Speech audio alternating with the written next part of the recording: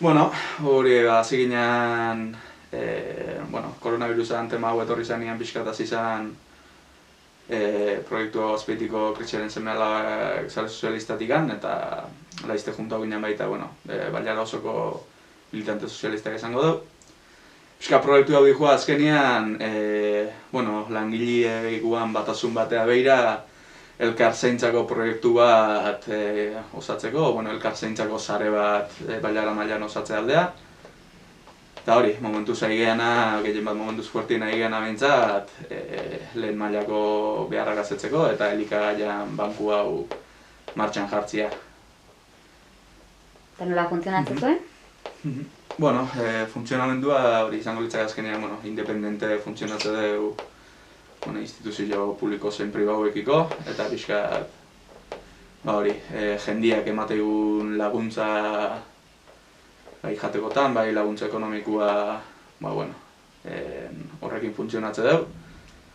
230 pertsonai banatze dugu behingoz, dakagu lista espera luziagoa banatze duguna baino. Eta, jendiei pixkat laguntza bat eskatzia, bere aportazio egiteko. Horren barruan hori martxak jarri dugu baita hilero, 10 eurotik orako laguntza fijo bat iteko aukera. Momentuan oso interesantia ditzaguna, gurire azkenean seguridadari ukitzeko hilero ze kantidade fijo jasoko duen behintzat, minimoa.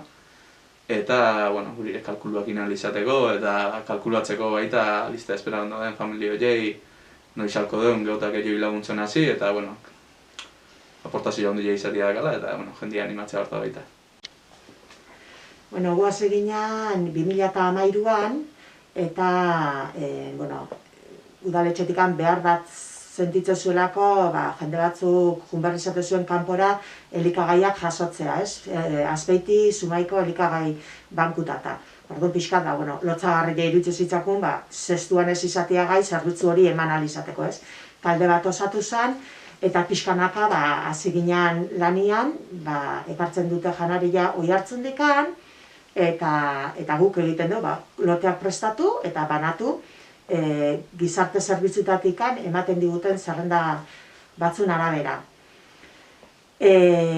Hasi ginen 2013an 19 familiekin, baina guan jaguaz pixkanaka junda gehitzen, koronavirusan aurretikan bazatorren pixkanakako behar gehiago azaltze hori bazetorren, eta koronavirusak ininda disparatu. Zaki 167 pertsona edo dia entre eta heldu, gutxi gola bera. Eta esan nahi nuke baita, ze beti pentsatzen dugu janaria jasotzea eta etortzen dian pertsonak diala lanik egiten ez dutenak, arrazoi bateatiko bestiatik, baina langabezian daudenak eta hori ez da hala.